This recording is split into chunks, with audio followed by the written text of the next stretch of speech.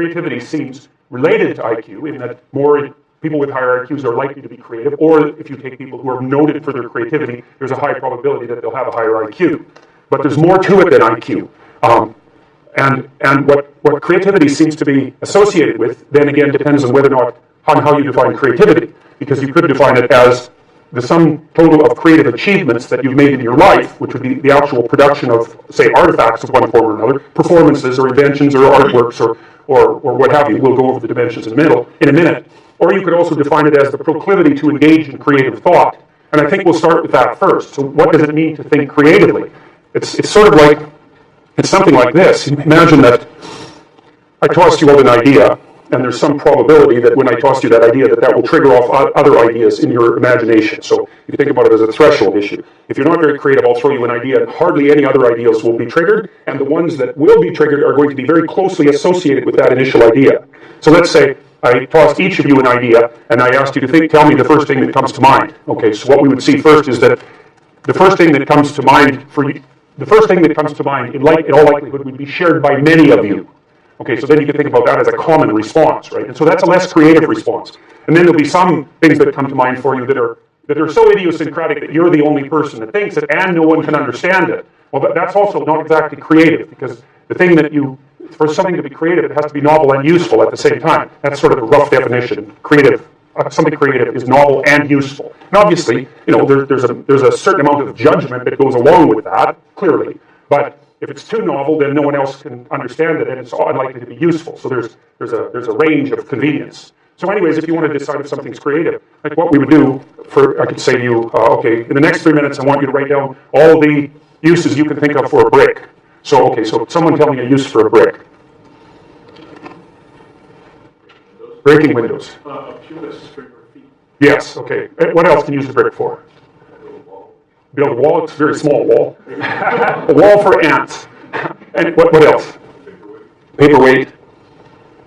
Okay. Well, so you get the idea. You're not feeling very mouthy today, obviously. But so you see that. So if we gathered your responses, say I said you have to think of 20 things that you could do with a brick, then a bunch of the things that you thought would be the same, and some people would come up with something different. Like yours was reasonably different, the one about using it as a post stone for your feet. Someone else might have come up with that, but it's a good creative response because it's unexpected and you could actually do it.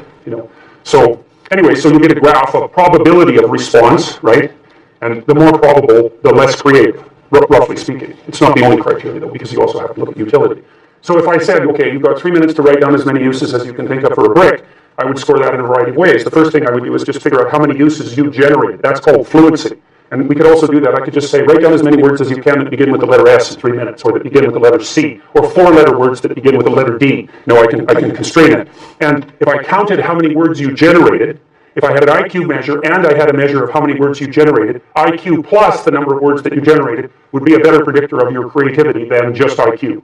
So there's this fluency element, and so that's something like the rate at which you can produce, say, verbal ideas. And one of the things we do know about the creativity dimension of openness is that it is associated with fluency, and it's also associated with originality. And originality would be how improbable your use was compared to the uses generated by other people.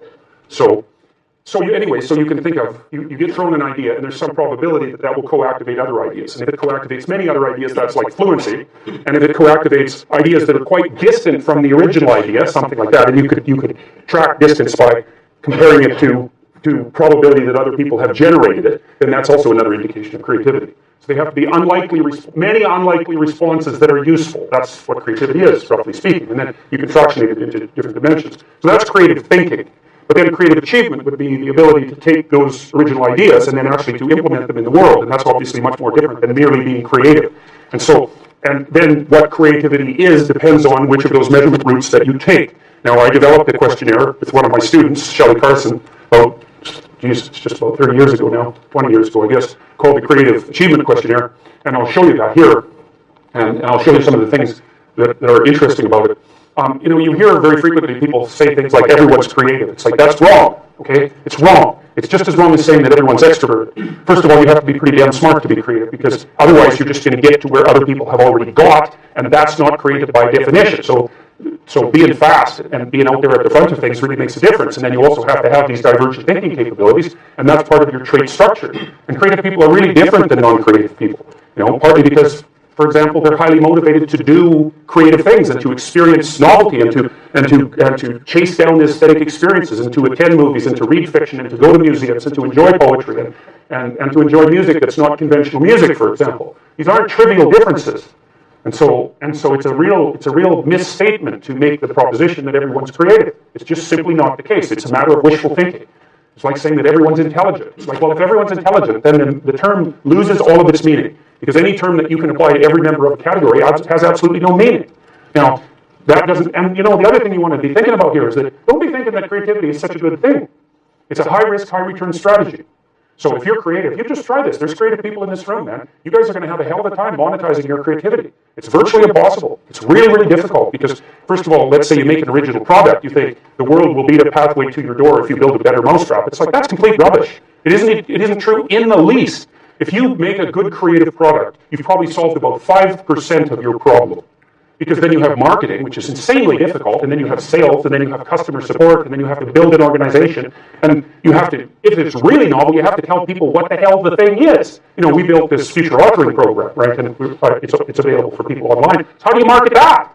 No one knows what that is, and that's a real problem. If you wrote a book, well, then you have the problem that another million people have also written a book. But if you produce something that's completely new and doesn't have a category, people can't search for it online. How are they going to find it?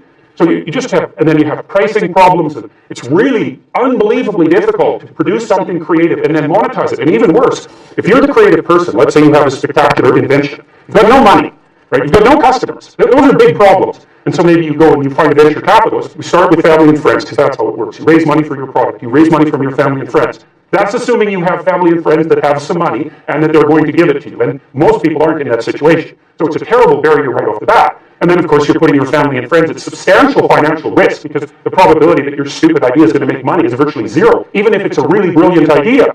And so then let's say, well, you get past family and friends and you get venture capitalists involved, because that's often the next step, or an angel investor.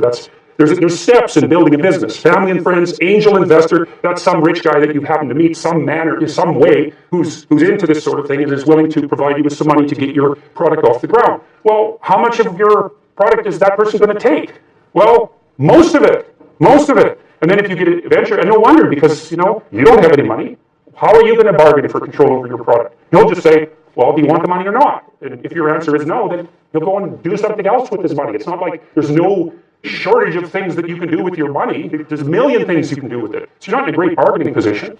And then if you get venture capitalists involved, they'll take another big chunk, and maybe if they're not very straight with you, they'll just throw you out, because maybe by that point in the company's development, you're nothing but a pain in the neck, because what do you know about marketing and sales and customer service and building an organization and running a business? Like, you don't have a clue, so why do they need you?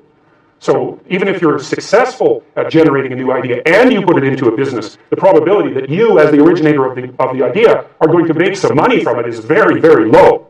So don't be thinking that creativity is something you would want to curse yourself with. Now, it's not all bad, because it opens up avenues of experience for creative people that aren't available to people who aren't creative. But it definitely is a high-risk, high-return strategy. So the overwhelming probability is that you will fail.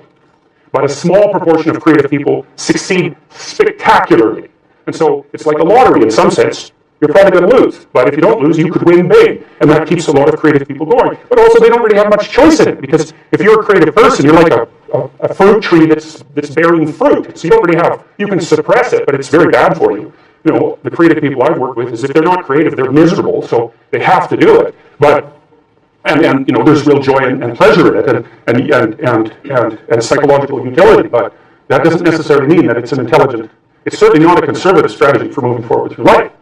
So, whenever I talk to people who are creative, and you guys should listen to this, because I know what I'm talking about. If you happen to be creative, if you're a songwriter or another kind of musician or an artist or any of the other number of things that you might be, find a way to make money.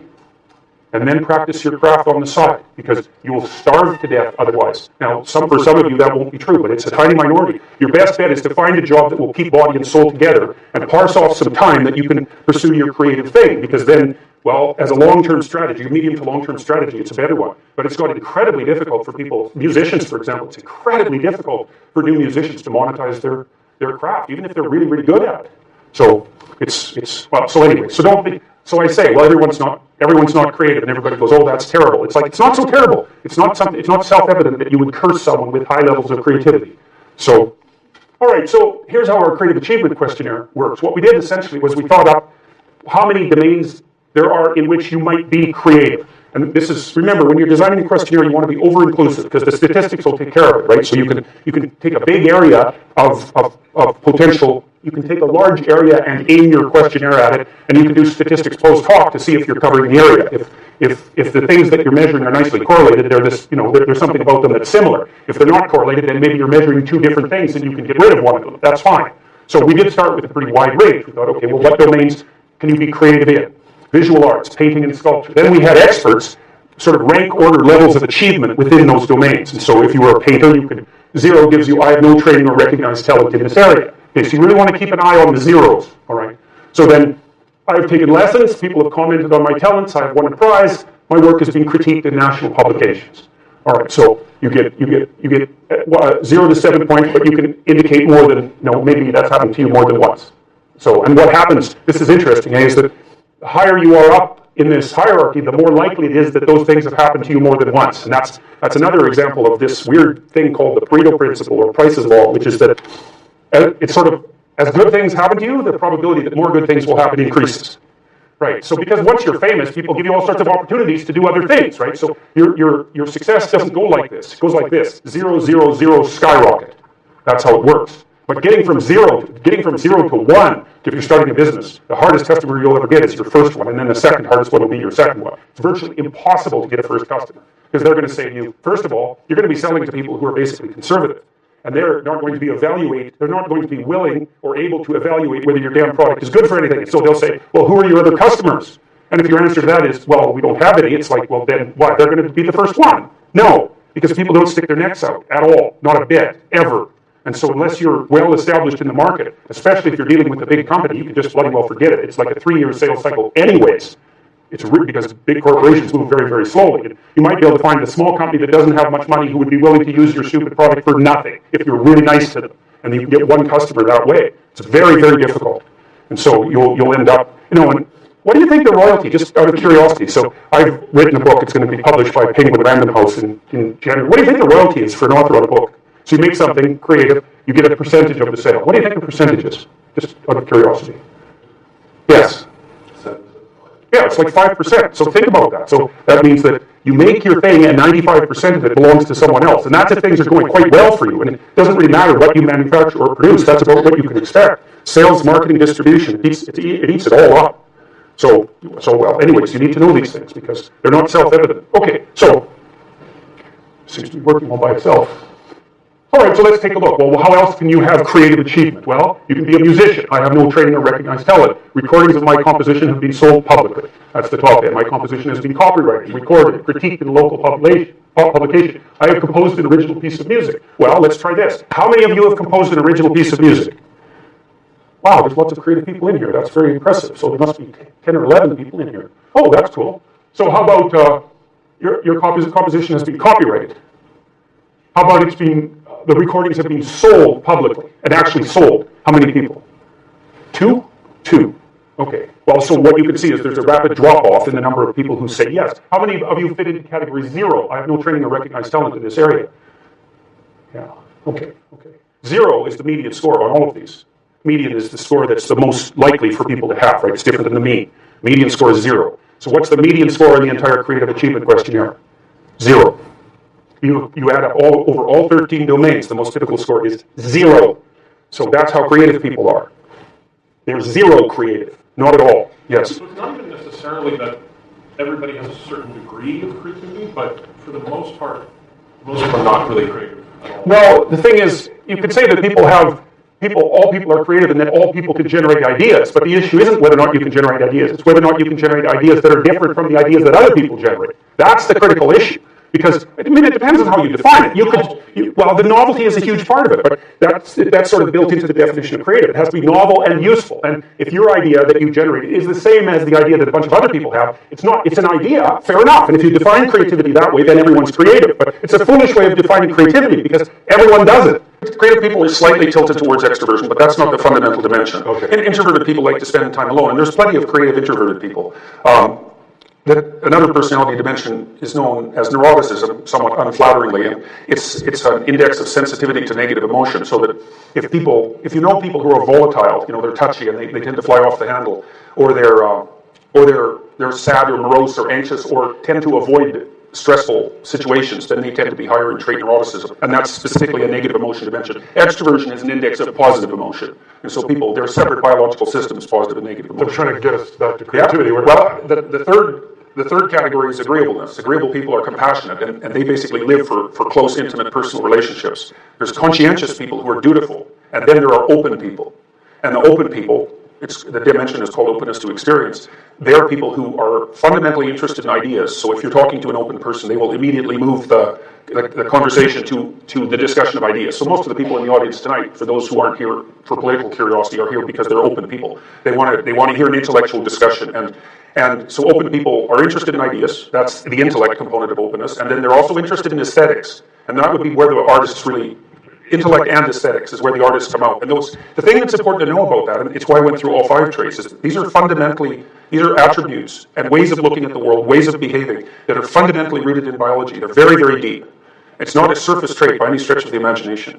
And creative people also tend to be higher in trait intelligence, technically speaking, and that's the ability to manipulate abstractions rapidly. So is creativity a sort of second level then? Because the traits that you've just described don't include them. Where are they in that group? Well, creativity loads very highly with openness.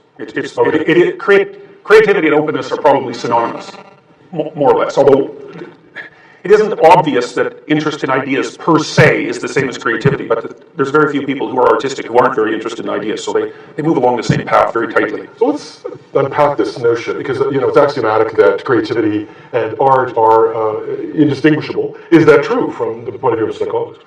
I would say it's a pretty decent truth. It's open people are the ones that are interested in aesthetics. So, there are lots of people who are, in some sense, blind to beauty. It's actually one of the things that distinguishes, strangely enough, conservatives and liberals, roughly speaking, because liberal people tend to be high in openness. They tend to be creative, but they're low in trait conscientiousness, so they're not very dutiful. They're not particularly orderly. They're not particularly industrious, not compared to conservatives. Liberals? Yes. And, it's partly because, you see, this is one of the paradoxes. Conservatives are high in conscientiousness, especially orderliness, and they're low in openness. And I think the reason for that, in part, is that it's not that easy to be creative if you're too industrious or orderly.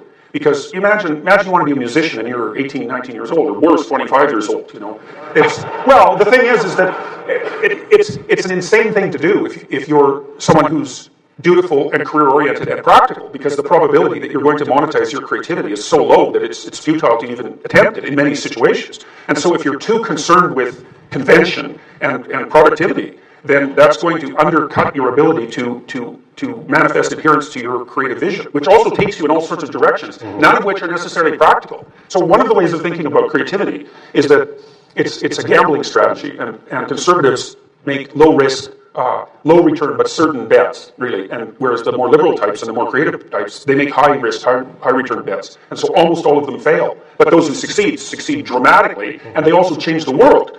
And so, although it's very foolish to be creative, it's creative people who lead the vanguard forward into the unknown and transform the world. So, foolish as it is, it's absolutely necessary. Foolish because risky? Yes, because risky. Yes. I mean, it's risky. It's foolish in the same way that a high risk, high return bet is foolish. There's a high probability that you'll lose. And so if you're a conservative person, you're very concerned about hedging your bets. You don't want to lose. Being creative is a very bad game to play, but you won't play it anyways because you're conservative, so it isn't going to matter. So you are an open late teen, and you have conservative parents, and you say, Mom, Dad, I think I've decided that I'm going to be an artist. Oh yeah, and they think, what's wrong with that kid? That's a complicated conversation, isn't it? Yes. It's like discussing color with someone who's colorblind. And I mean that.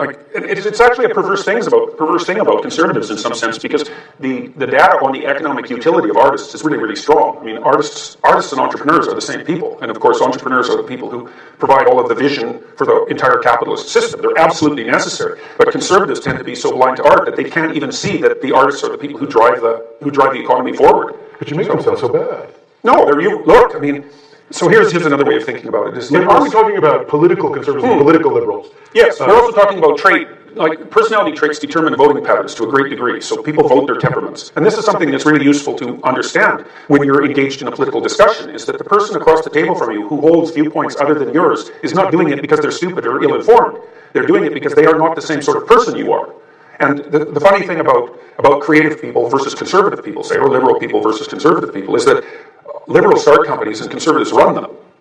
So, and I was So you do need, I'm glad you know you need conservatives. Yeah, well, they're managers. Like conscientious people make good managers and good administrators. And they tend to do better in school too, because diligence and dutifulness is an excellent predictor of academic performance. So if you want something that's already been invented, implemented, and then turned into a machine, you don't get someone creative to do that. They're off to do the next thing. They're not even interested in that. You'll bore them to death. So, wow. So let's say you're an employer and you need some creative people. Yep. Is there a psychometric test to find out if someone's actually creative and they're going to be useful? well, IQ tests work. I mean, not everyone with a high IQ is creative. Lots of lawyers have high IQs and they tend not to be creative at all. Well, you think about why that is, because lawyers are bound by precedent and rules, and so that isn't the same as being creative. And you want a creative accountant? No, not really. not unless you're looking for a jail sentence. So they don't like that word at all. No, yeah, that's right. My creative accountant, wink, wink. Right. So I mean, I tested psychometrically tested the 100 most creative lawyers in Canada as a project about 15 years ago with a magazine called Lexpert, which was a high prestige magazine among lawyers. And we had lawyers from across the country be nominated by their firms for creativity, and so we got some really, like, these were outstanding lawyers. So, and we tested them psychometrically, very, very high in intelligence, but not creative at all. The first trait was conscientious, dutiful, hardworking, diligent, industrious, orderly. Because you're working 70 hours a week, and you better bloody well work if you're in a position like that too. So it's nose to the grindstone stuff. Very low in neuroticism because it's very stressful. So they didn't experience much negative emotion. Very disagreeable people. Well, they're litigators, eh? So they want to win. They're not compassionate and they're not polite. And only after that were they open. So they weren't creative at all, but they were extraordinarily intelligent. So. Do employers look for creative people? No, not generally. Well, it's a real conundrum. So one of the things that's happening right now is that in most businesses, the non-creative people are increasingly being replaced by machines, right? Because anything that's creative can't really be turned into an algorithm that you can run as a machine, but anything that isn't creative can be. And so there's increasing demand in corporations for creative people. But the problem with being creative is that you're useless at the bottom of a dominance hierarchy.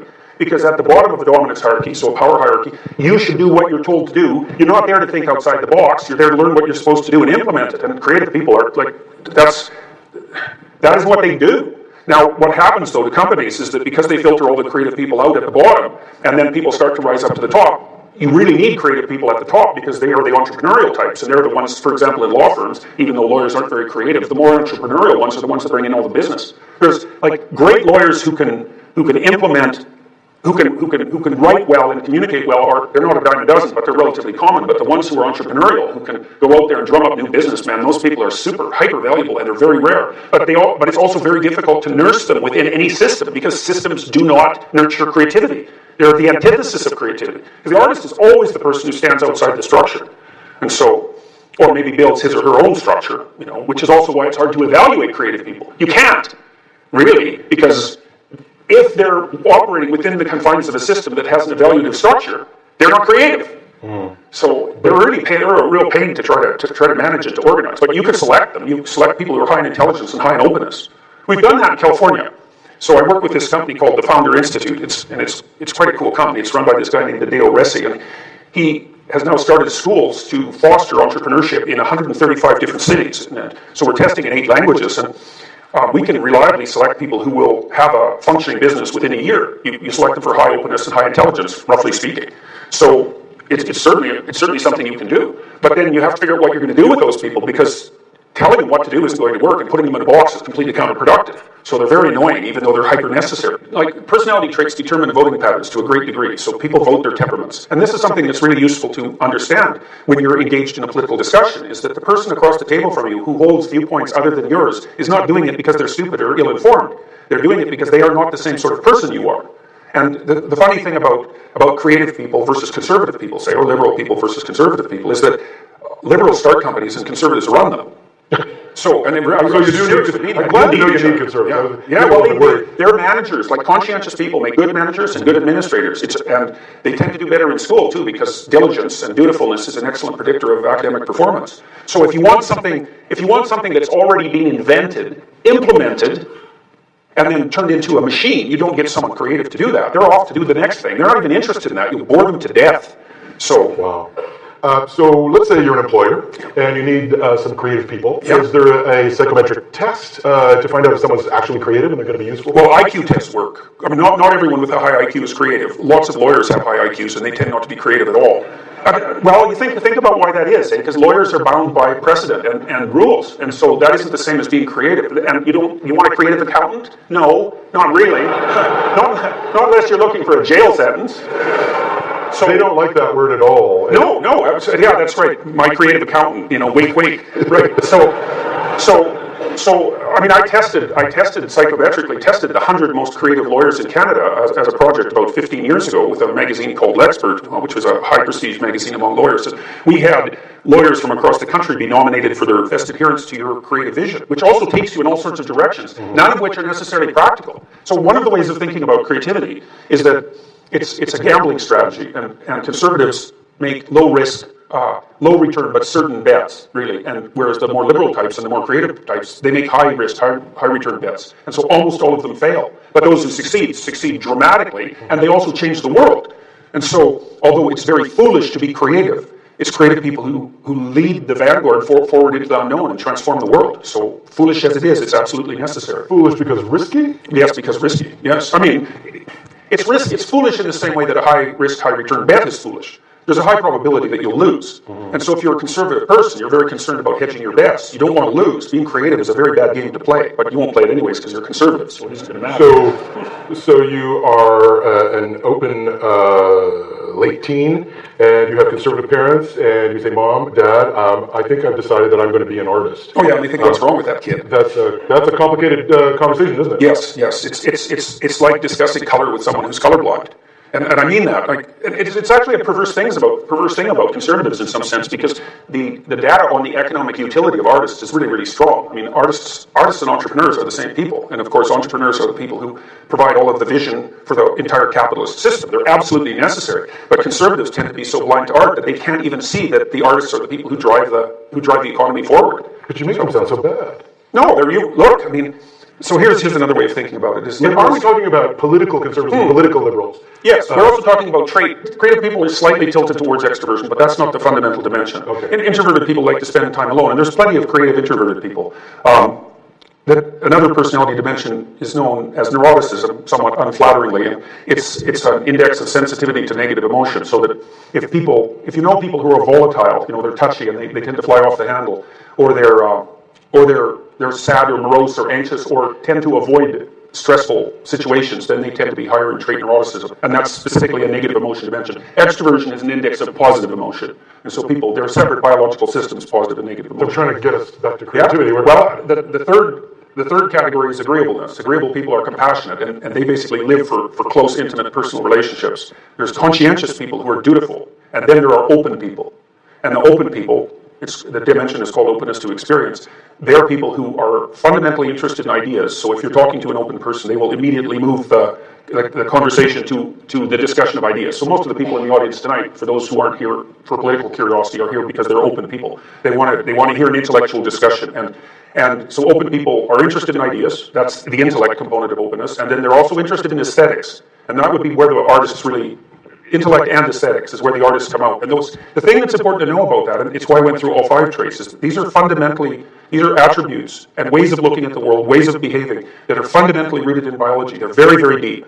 It's not a surface trait by any stretch of the imagination. And creative people also tend to be higher in trait intelligence, technically speaking, and that's the ability to manipulate abstractions rapidly. So is creativity a sort of second level then? Because the traits that you just described don't include them. Where are they in that group? Well, creativity loads very highly with openness.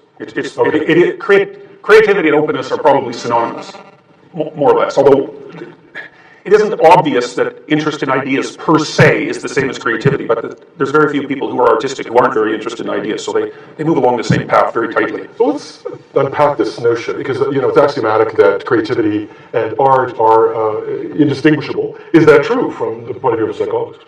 I would say it's a pretty decent truth.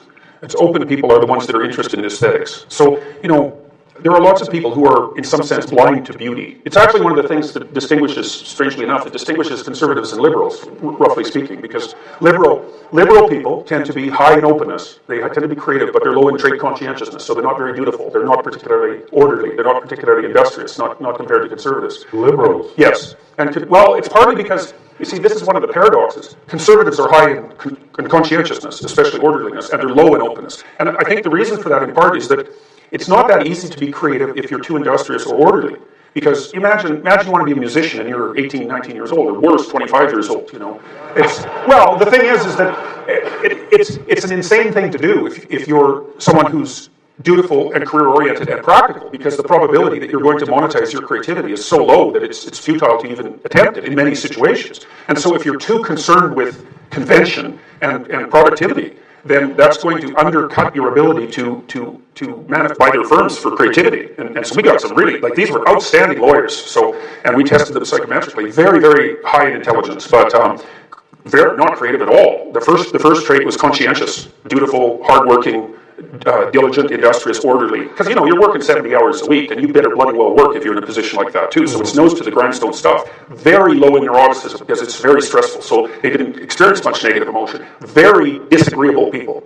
Well, they're litigators, eh? So they want to win. They're not compassionate, and they're not polite. And only after that were they open. So they weren't creative at all, but they were extraordinarily intelligent. So, do employers look for creative people? No. Not generally. Well, it's a real conundrum. So one of the things that's happening right now is that in most businesses, the non-creative people are increasingly being replaced by machines, right? Because anything that's creative can't really be turned into an algorithm that you can run as a machine, but anything that is creative can be. And so there's increasing demand in corporations for creative people. But the problem with being creative is that you're useless at the bottom of the dominance hierarchy. Because at the bottom of the dominance hierarchy, so a power hierarchy, you should do what you're told to do. You're not there to think outside the box. You're there to learn what you're supposed to do and implement it. And creative people are that is what they do. Now, what happens, though, to companies is that because they filter all the creative people out at the bottom, and then people start to rise up to the top, you really need creative people at the top because they are the entrepreneurial types, and they're the ones, for example, in law firms, even though lawyers aren't very creative, the more entrepreneurial ones are the ones that bring in all the business. There's great lawyers who can implement, who can write well and communicate well, they're not a dime a dozen, but they're relatively common.